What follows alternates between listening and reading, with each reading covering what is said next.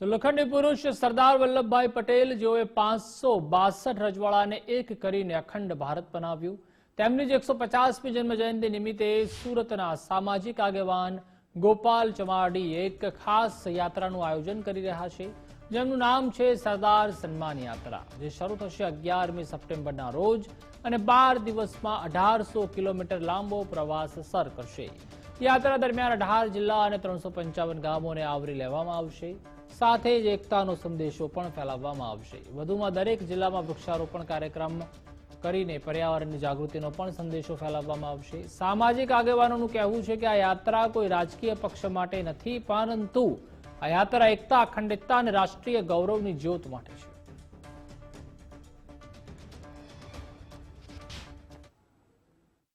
છે।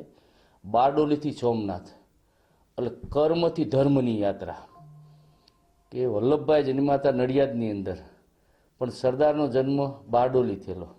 ધર્મ એટલે સોમનાથ, તો કર્મથી ધર્મની યાત્રા દેશના એવા વ્યક્તિની કે જેણે આજે અખંડ ભારત બનાવ્યો છે, ત્યારે આ યાત્રા 1800 કિલોમીટરની યાત્રા છે। 18 જિલ્લાની અંદર પ્રવેશ કરશે, 362 તાલુકા છે અને 355 ગામ અને 12 દિવસની આ યાત્રા છે। તો આ યાત્રાની અંદર આપના માધ્યમથી પણ કહું છું કે સૌ ભાઈઓ, આ દેશની એવી વ્યક્તિની યાત્રા છે કે જેણે અખંડ ભારત બનાવ્યો।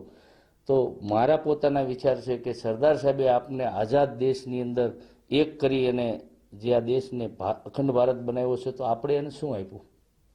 તો જ્યારે એની 150મી જન્મજયંતિ આવી રહી હોય ત્યારે આપણે સૌ સાથે મળી અને એવી ભવ્યથી ભવ્ય જન્મજયંતિ ઉજવીએ, એ હેતુથી જ આ યાત્રા છે। અને આ યાત્રાની અંદર ખાસ મહત્વના એ છે કે જેણે જેણે આ દેશ અખંડ ભારત બનાવવામાં બલિદાન આપ્યા છે, આવા વ્યક્તિની જ્યારે એક સન્માન યાત્રા ગુજરાતની ધરતી ઉપરથી ગોપાલભાઈ ચમાડી કાઢી રહ્યા હોય, ત્યારે ગુજરાતના સૌ લોકોની ફરજ બને છે કે યાત્રામાં સૌ મોટી સંખ્યામાં જોડાય અને જે રીતે આઝાદીના સમયે આપણા મહાપુરુષોએ, આપણા શહીદોએ જે સ્વપ્ન જોયું હતું કે અમે અમારા તન મન ધનથી સંપૂર્ણ સમર્પિત થઈને દેશને જ્યારે આઝાદી અપાવી છે, ત્યારે અને સરદાર પટેલે જ્યારે 562 રજવાડાઓને એક કરીને અખંડ ભારતનું નિર્માણ કર્યું, ત્યારે આપણે આજે વિચારીએ કે કદાચ એમાંથી હૈદરાબાદ, જુનાગઢ કે અમુક રાજાઓ જો ભારત સાથે ન જોડાયો હોત તો કદાચ આજે આપણે બીજા રાજ્યોમાં જવાના અથવા બીજા જિલ્લામાં જવાના પણ વિઝા લેવા પડતો હતો। એવી આજે દેશની પરિસ્થિતિ હોત।